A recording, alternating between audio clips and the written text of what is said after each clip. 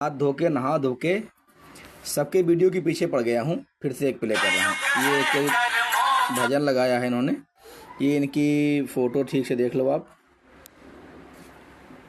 और ये रहा, ये कोई शायद बात बौद्ध विचारधारा के होंगे मुझे लगता है। अभी इनको आके जवाब दूंगा मैं, आप सब सुनिएगा, क्योंकि है ना, चैनल का नाम वगैरह दिखा दो इनके, ताकि काम आप सब मेरे पे विलेम को लगा ना पाए भाई। इनकी फ़ोटो क्लिक करता हूँ। राम, ये कोई मौर्य विचार, हाँ है तो बुद्धि के ही, बुद्धिस्ट माने बुद्धि भ्रष्ट। चलो आगे दिखाते हैं। थोड़ा सा इसको मैं अलग चैप्टर पे लाता हूँ। इन्होंने जाति में समाज को बांटा है, भी दिखाता हूँ।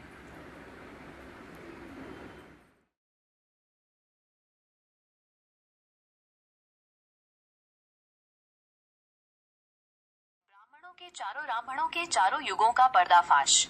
1. सतयुग, जिस युग में केवल ब्राह्मण ही पढ़ लिख सकते थे, इसलिए वे जो बोलते थे वही सत्य समझा जाता था, इसलिए ब्राह्मण उसे सतयुग कहता है। 2. द्वापर, जिस युग में ब्राह्मणों के साथ क्षत्रिय भी पढ़ने लगे, यानी 2 वर्ण पढ़ने लगे, इसलिए ब्राह्मणों ने उसे द्वापर युग कहा। त्रेता युग, जिस युग में सवर्ण ब्राह्मण क्षत्रिय वैश्य यानी ताना वर्ण पढ़ने लगे, इसलिए ब्राह्मणों ने इसे त्रेता युग कहा। कलयुग, जिस युग में ब्राह्मण क्षत्रिय वैश्य के साथ साथ शूद्र ओबीसी एससी एसटी भी पढ़ने लगे, इसलिए ब्राह्मणों ने इसे कलयुग यानी अशुभ अधर्म राक्षसी पाप का युग कहकर बदनाम करने लगे। अब आप खुद समझ जाइए, आपके लिए कलयुग अर्थात कलम युग अच्छा। अब ये बौद्ध धारा के विचारधारक हैं। अब इन मूर्खों को ये नहीं पता है कि जिस समय जिस द्वापर युग की या सतयुग की दुहाई दे रहे हैं, उस युग में इनको क्या बताऊं यार मैं। ऐसे मूर्खों को बारे में बोलने में मुझे गुस्सा आती है बहुत ज़्यादा। इनके खुद का तो कोई अकल बुद्धि ठिकाना है नहीं कि युगों की गणना किस प्रकार से हुई थी। अरे ये समय की काल गणना को मापने के लिए एक व्यवस्था बनाई गई है। अब इन मूर्खों को क्या जवाब दूं मैं। अरे दलिद्रों, ये ब्राह्मणों का बनाया हुआ कोई पंचांग नहीं है। ये जिनको तुम पूज रहे हो ना गच्छामी गच्छामी करके, ये उनके लिए है। तुम तो बुद्धि भ्रष्ट हो ही, औरों का बुद्धि नाश किए हो। अब मैं आगे बोलूँगा, सुनो। ये जो बौद्धिस्ट हैं या अन्य भी हैं, इनमें तो नास्तिकता का कोई वो नहीं होता। जिनको ज्ञान ना हो नास्तिक ही, चाहे कितने बड़े बड़े बोलते जाए, कोई मतलब नहीं उनसे। अब मामला यहाँ पर ये आ जाता है, इन्होंने जो ये वीडियो कटिंग लगाई है ब्राह्मणों पे तंज कसते हुए, तो एक बात साफ समझ लेना कि ये कोई ब्राह्मणवाद सतयुग में नहीं था। देखो, हर युग में अच्छाई शुरू में अच्छाई होती है, बुराई कुछ दिन बाद आगे आती है। तो इसी प्रकार से ब्राह्मणवाद शुरुआत में नहीं था, बाद में हावी हुआ। हावी होने के बहुत सारे कारण होते हैं। उस समय सतयुग में योग्यता के अनुसार ही आदमी की पदवी मिलती थी।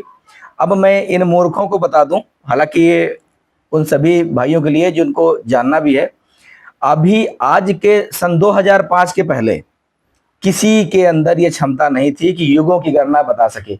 कबीर सागर में भी था, गीता में भी उसका एक हिंट दिया गया हुआ है, हमारे वेद में भी उसका हिंट दिया, लेकिन तो 2005 के पहले किसी ने नहीं बताया था ये कि हमारे युगों की जानकारी किस प्रकार से क्या है।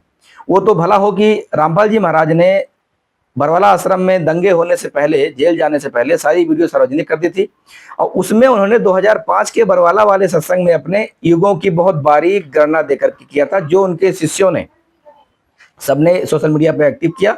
और बाद में एकदम बारीकी है, बाद में तरह तरह के जो डफली बजाने वाले ये नीम हकीम खतराए जान जो घूम रहे हैं, इन लोगों ने उसको अपनाया और आज सबको युगों की गिनती आ रही है उसी के आधारित पर और सच्चाई के आधारित। क्योंकि मैंने तो कबीर सागर भी पढ़ा है, मैंने वेद पढ़े, मैंने बाइबल पढ़े, मैं पढ़ाई में कोई कमी नहीं छोड़ी मैंने, ना बोल ना पाता मैं, मेरी बोलती यूं ही बंद हो जाती। मैंने लिख करके रखा है और ये स्क्रीन पर ऐसे कोई कहने की बात नहीं है, ठीक है। ये सतयुग का जो मेन समय होता है वो 17,28,000 वर्ष होता है, सतयुग का जो समय होता है। त्रेता युग का समय 12,96,000 और 8,64,000 वर्ष का होता है द्वापर युग। 4,32,000 यानी कि सबसे छोटा समय होता है इस कलयुग का। इन्होंने क्या बोला कि कलम का युग ये आ गया, तो आप सबने पढ़ लिया। मूर्खों, जिसने तुमने वीडियो बनाने की तुम्हें प्रेरणा दी थी, इस मूर्ख को, कि कलम का युग नहीं है, कलयुग माने कल माने लोहा होता है, यहाँ लोहे का आविष्कार का समय है ये, ठीक है। और ऐसा नहीं कि लोहे में कलम, कलम तो बिना लोहे की बन जाती है, सेठा का आदमी कलम बना के लिख लेगा, और युगों से लिखते चले आ रहे थे वे। तो हमारे जो बहुत, हम लोग बहुत पुण्यकर्मी थे, मैंने पढ़ा इस चीज को और बताया भी है मेरे गुरुदेव ने कि हम लोग इतने पुण्यकर्मी थे जैसे कोई हद हिसाब नहीं है। युगों युगों के पुण्य हमारे इकट्ठा है, जो आज हमें मनुष्य शरीर मिला है। हमारे ही पुण्यों का बट्टा मार के, कांटी मार के, अर्थात टैक्स लगा करके इस भगवानों ने इस युग में हमें जन्म दिया है, और इस जन्म देने के बाद में हमारे पुण्यों को कम करके सुविधा मिल रही है हमें, टीवी, मोबाइल, कंप्यूटर, हेन तेन नौटंकी पैसा मिल रही है। अन्यथा हम भी कहीं साधना करके किसी पक्षी पर बैठ के उड़ रहे होते, क्योंकि भाई सिद्धि आ गई, सिद्धि से तुमने पक्षी ही बनाओगे और क्या बनेगा उस समय, कौन सा गाड़ी। मतलब हमारी उस समय की जो बुद्धि थी वो शुद्ध थी, पर प्रदूषण में नहीं लिप्त थी। तो इसलिए हमारे मन में कोई ना कोई, क्योंकि पक्षी को उड़ने की शक्ति दे रखी थी, प्रकृति से उनको मिला था, अपने कर्मों से मिला था। इसी प्रकार से उनके अंदर उड़ने की जो शक्ति थी उसी को देख के हम प्रभावित थे। उसी को देख के ऋषियों ने समाधि लगाई, और जब समाधि लगाई तो अपने प्राणवायु को अपने भ्रिकुटी के माध्यम से रोक करके और वो अपने शरीर से बाहर निकल जाया करते थे। कुछ समय ऐसा आता है योग साधना में कि आप शरीर से बाहर निकल जाओगे, सारी जानकारी, ऐसी बात नहीं है। ऐसे नहीं बोलता कि प्रधानमंत्री मुझे बनना है, जिसको सर्वगुण संपन्न हो राजा उसी को बनना चाहिए, चाहे वो चुन के आए चाहे मार के आए, अलग बात है। तो अब मामला इस बात का है कि इन निकम्मे ने इस बुद्धिस्ट माने बुद्धि भ्रष्ट मानता हूं मैं, इनके पास हाँ एक समय था जब इनकी धारणा ठीक थी, ये लोग आगे आए, लेकिन भला हो शंकराचार्यों का जो धर्म बचा लिया, बेचारे लाठी खा के मर करके अपने बहन बेटियों के बर्बादी देखी उन लोगों ने। और धन है इस ब्राह्मण समाज का जिन्होंने यहाँ तक तुम्हारे धर्म को बचा के रखा है। ठीक है, गलती इन्होंने करी, यार गलती किसने नहीं करी, कौन दूध का धुला है। सबसे पहले राजा निषाद राज को चुना गया था, क्या करा उन लोगों ने, इन निकम्मी पूरी जाति मछली खाने वाली है, पूरी जाति हत्या करने वाली है, तो क्या क्या करोगे उस पर, आप बताओ जरा सा। तो किसी ब्राह्मण वर्ग को कोसने से कोई मतलब नहीं है, किसी क्षत्रिय वर्ग को कोसने मतलब नहीं है। क्षत्रिय को एक बार आप कोस सकते हो, क्योंकि राजस्थान में ये इतिहास भी पढ़ाया जाता था कि पहले जिस राज्य में औरतें शिक्षित नहीं थी उस राज्य में आपदा आना आम बात था। ये सारी बातें सबको पहले से मालूम थी। रावण का जब संहार हुआ तो उस पर भी एक बहुत बारीक किताब बनी थी, जो सबको पढ़ाया गया था कि रावण के युग लोक में राक्षसनियां भी होती तो राम कभी जीत ना पाते। ये तो पढ़ाया नहीं गया, क्योंकि मेन ग्रंथ से तुमको दूर रखा जाएगा, वो स्कूल में तुम्हें लागू नहीं कर, क्योंकि कुछ ऐसे मुस्लिम शिक्षक रहे हैं शिक्षा मंत्री वगैरह के पद पे, कुछ ऐसे मुगल बुद्धि से प्रेरित थे, और खासकर कुछ हमारे ब्राह्मण वर्ग भी उसमें शामिल था, जो उन्होंने सिलेबस को पूरा बदल दिया। तो इन्होंने जो जौहड़ किया था, मरी थी बहनें राजस्थान में इनके राजपूतों घराने में, इन सबको ये नहीं था कि हम औरतों को पढ़ा लें, औरतों को थोड़ा शिक्षित कर लें, इनको थोड़ा सिखा दें, कुछ समाज में जाने लायक हो जाएं। यही गलती हुई जिस समय भगवान कृष्ण का समय था। उस समय भी जब धन संपत्ति अथाह हो गई तो औरतों को गुलाम बना लिया, उन्हें बखाली चूड़ियां पहना दी, हाथ में दूल्हा चूल्हा मगन कर दिया। और बाद में जब समय अर्जुन ने इनको दाह संस्कार करके भगवान कृष्ण का जा रहे थे तो बहली ने उनको मारा। साथ में जितनी औरतें थीं यादव वंश की, उन सबको ले आकर दुर्व्यवहार किया राम जी। उस समय की जो थी वहां पर आसपास उस जो बहलिए थे, जंगली लोग थे, उनके साथ दुर्व्यवहार किया।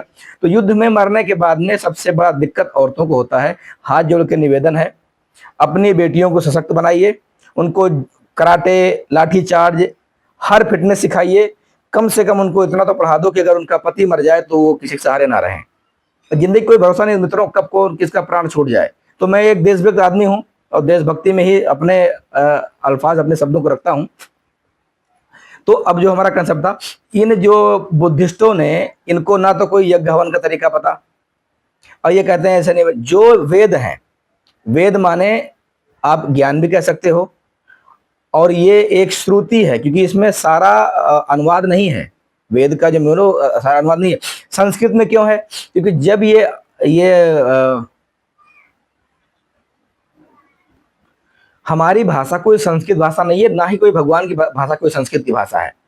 जब यहाँ पर ब्राह्मणों का आगमन हुआ हमारे भारत देश में, अलग अलग देश से आए, ये कुछ अलग से देश है जहां से आकर के हुआ, तो इनको क्योंकि पाखंडवाद में माहिर होती है बिरादरी, इसमें कोई नहीं, ये अपने शत्रु खुद है बेचारे ये। तो वो विषय अलग है, पर हमें ब्राह्मण बाइकआउट नहीं करना है भाई, ना हमें इंसानियत रहना है हमें।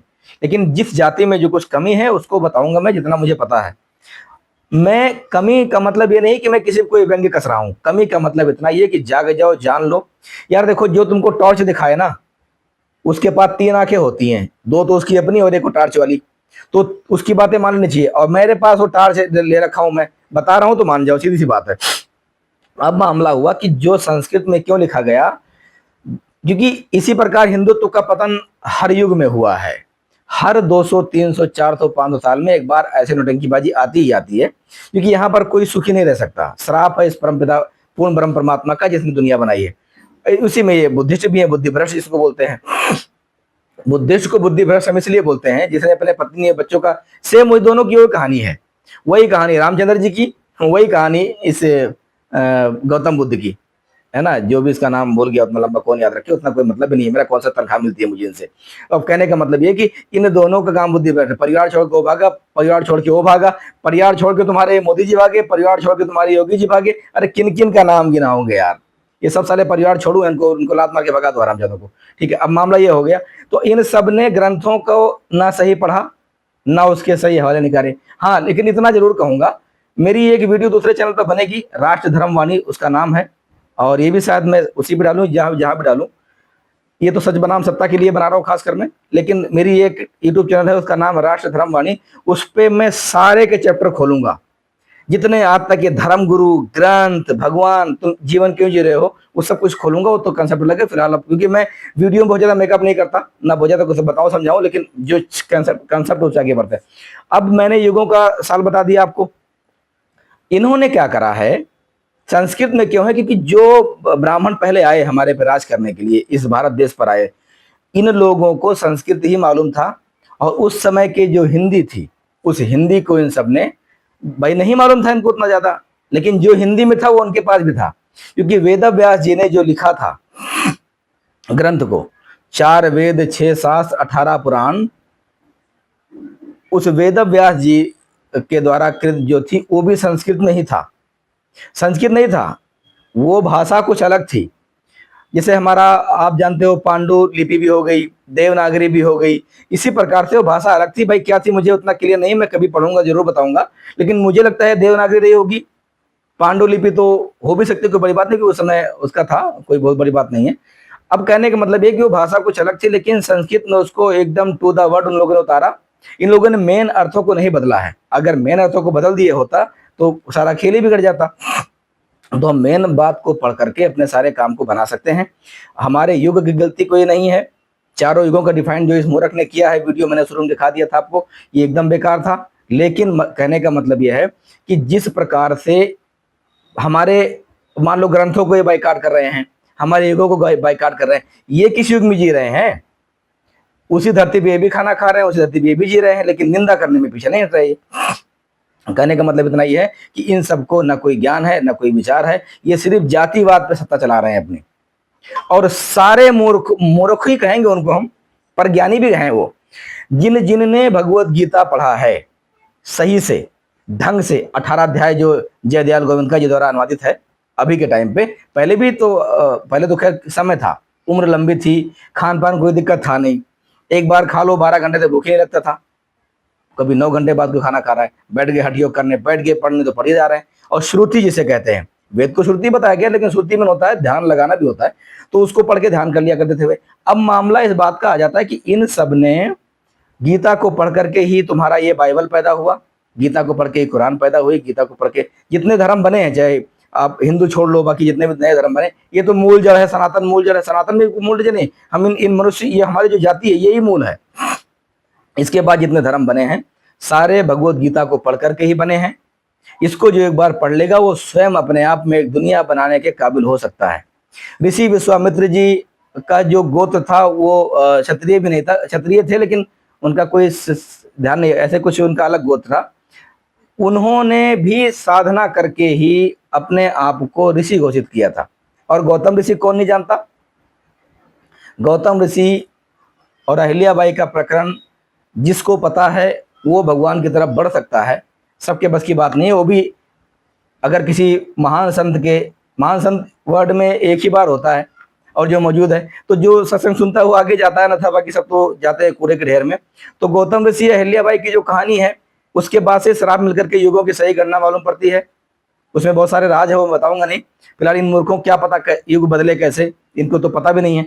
तो कहने का मतलब ये है कि इस प्रकार से उस समय कोई जाति व्यवस्था नहीं थी, आज भी जाति व्यवस्था नहीं। ये कुछ नेताओं को मिटा दो अगर आप इस हमारे भारत देश के इतिहास से, इन राक्षसों को, और कहीं हम जैसा आदमी अगर आ जाए पार्लियामेंट में तो इनकी जाति बिरादरी क्या होती है इनको सब मालूम पड़ जाए, क्योंकि हमें जाति का राज्य करना ही नहीं है। तो इनको जाति से अगर आप उठ जाओ तो आपका बहुत बड़ा काम बन जाए। और जाति पे रहने वाले का ही सारा बेड़ा गर्क हुआ है। आज भी जाति की सरकार थी, जब जब नौटंकी हुआ तो जात धर्म के पीछे ही बनाया गया है। महाभारत में कई जगह प्रकरण आता है कि सिर्फ दुर्योधन और आपका कर्ण ही था जो बिरादरी के पक्ष में थे, सब बिरादरियों के, अन्यथा बाकी सबको खाली क्षत्रिय ब्राह्मण दिखाई पड़ रहे थे। उसमें भी यही नौटंकीबाजी था। तो युगों युगों से हम मलिन हैं, हमारी आत्माओं पर वो बोझ हैं। आज वो सब उतर के धीरे धीरे हमारे ऊपर आ रहे हैं, हावी हो रहे हैं। तो कोई बुरी बात भी नहीं, पर हावी होना बंद होगा हमारा, और तभी हमारा काम बनेगा। तो दोस्तों, इन मूर्खों के जालसाज में ना आइए, संपर्क करिए मेरे से। अगर आपका कहीं धर्म में मार्ग भटका हुआ है, आपको दुनिया में कौन सा ज्ञान चाहिए, मेरे से ले लो यार, कोई बात नहीं। मेरे चैनल में सब कुछ, मेरा सारा इतिहास, सारा कॉन्टैक्ट नंबर सब कुछ है। कमेंट में पूछोगे तो नंबर बता दूंगा मैं, ऐसी कोई बुरी बात नहीं है। तो दुनिया में क्या ज्ञान चाहिए, बच्चे हो, बूढ़े हो, कोई भी हो, सारे ज्ञान है, मैं सबको दिशा दे दूंगा और जिंदगी स्वच्छ बीतेगी आपकी। पर जात धर्म से ऊंचे रह के रहो भैया, स्वच्छ शाकाहारी जीवन अपनाओ और इन मूर्खों से बचे रहो, अन्यथा ऐसे ही बेड़ा गर्क करेंगे। मिलते हैं अगली वीडियो में। जय हिंद, राम राम।